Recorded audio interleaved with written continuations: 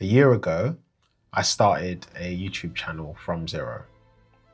Now, I'm going to take a moment to reflect in this video. Why? Mainly because over the last few weeks, I've hit a little bit of a creative block, and I wanted to fill the time to share some insights and 3 things that I've learned over the last year that I think will help those of you who are still sitting on the fence make the leap and start creating. So let's jump right into it. What I'm going to do is I'm just going to jump over to my metrics and stats, and I'm going to share with you guys what's been happening. So here's my dashboard. And as you can see, I've got 1,120 subscribers. So if any of you guys are watching, thank you. And over the last 28 days, my channel has got 1,765 views. Now, to be brutally honest with you, I check these metrics, but I don't obsess over them. So you can see that, right, over a year, 1,100 subscribers. I haven't had any real viral moments, nothing crazy, but these are just the real numbers. And I thought it would be good to reflect, take a step back and share them. So let's go through it in a little bit more detail. So how many videos have I posted? Where do I even see that? All right, well, see more, let's click that. Whoa, this gets deep. All right, okay, so let's just do last 365 days. Yeah, there you go. So you can see my first video, this one here, which I was very surprised at, guys. Like, this one has got over 8,000 views. I think it's got more than that. I think it's got over 15,000 views over the course of the year. And I was super, let me get the analytics on that. Okay, a lot of this I don't even really know how to interpret. But here you go, look, 17,000 views and 576 watch time. And it's actually been increasing, which is crazy. So what's the takeaway from this? This is my first video. This is the first ever video that I put on YouTube, and it's got that many views. And since then, I've never been able to kind of reach that performance. So if, oh yeah, look, here, this is the one that I understand better. So I think I have 29 videos posted. That's not a lot. And when I really think about it, I didn't reach my target of a video a week for the last year, which I'm disappointed about, but I'll come back to that point a little bit later. So you can see here, look at my views, nothing crazy. So I'm not a YouTube superstar. But this one, my first one, ironically, 17,000 views and over 1,000 likes. But what's the point of me sharing this? The main point is that you can watch the numbers, watch the metrics, but don't let them drive you. Because if you do, and then the numbers don't quite stack up, you run the risk of quitting. And I think that's an issue between yourself and your expectations. And again, I'll touch on that a little bit later. So you've got to try and find a way to use the metrics, understand them, but don't let them become your crutch. Because to me, metrics are a compass, they're not the destination. All right, so the second thing I wanted to talk about is my creative process. And I've been reflecting on this massively. And what's prompted me into this video has been a recent, if you like, creative block that I've had.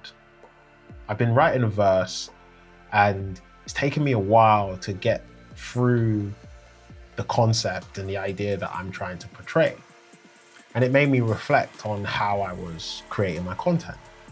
And if I go back over the last year, that's what my first year has been about on YouTube. It's been about finding my format and the format that inspires me the most.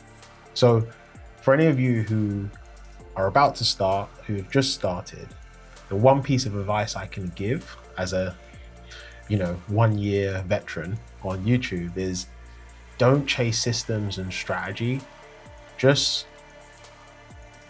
be inspired to create something that works for you, and then be okay with it evolving over time, right? For example, a year ago, the first video that I just showed you, I was recording in this studio. And then I remember, and you can go back if you want to look at some of these videos, I remember reflecting on that process and found that it was causing me a little bit of anxiety and stress with the editing and cropping, cutting.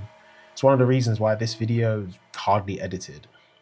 And I found it to be stressful. So then I started saying, okay, I'm gonna try and make videos outside and recording videos. Conveniently, that was around springtime.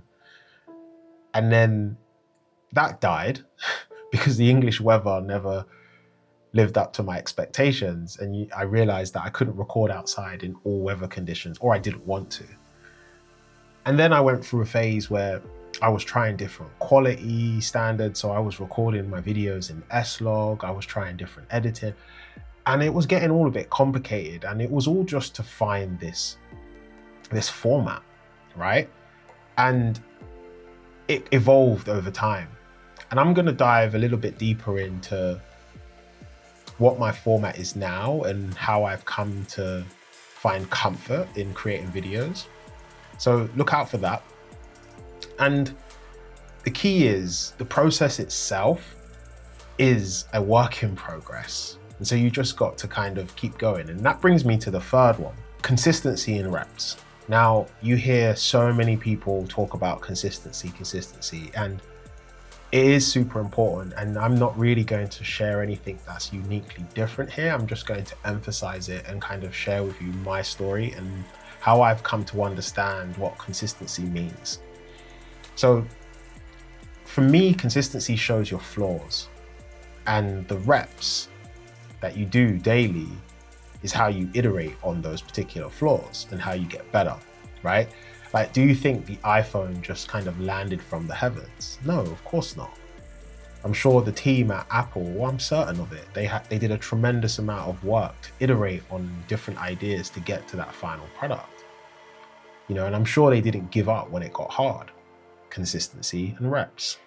So in a world like where everyone has the tools to create whatever they want, I think being consistent and doing the work is the differentiator. Here's a bonus point about consistency. How consistent you are needs to match your expectations. So I showed you guys my metrics and stats.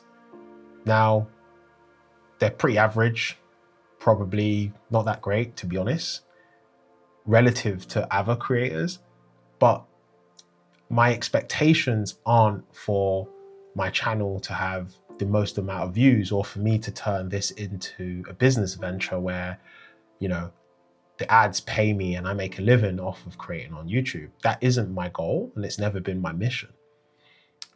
So the way I've been consistent to reflect that, there's been moments, where a couple weeks have passed, I've been relatively consistent with posting on a bi-weekly basis, I would say. I think it averages out at. And I'm okay with that because I know I'm not going to give up. So the consistency that you demonstrate needs to match your expectations. If you want to blow up overnight, you might need to do more work. So you can use that as a lever to kind of adjust how you approach your creative process. Because for me, my mission is to learn more about who I am behind the daily mask that I wear, using my creative work as the tool and just sharing what I discover.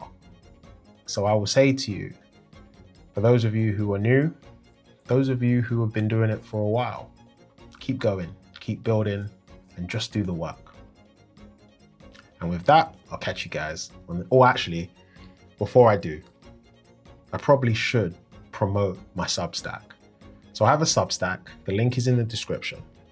Please come and join me over there. I share a bi-weekly, weekly sometimes, newsletter where I post my verses that I put here on the channel, and then I expand on them a little bit more with some newsletter articles and my insights around my career and what I've experienced over the years in the world of workspace design and how that relates to me just showing up and doing the work. So if you like a bit of that, sign up to my newsletter. The link is in the description. And I'll catch you guys on the next one. Peace.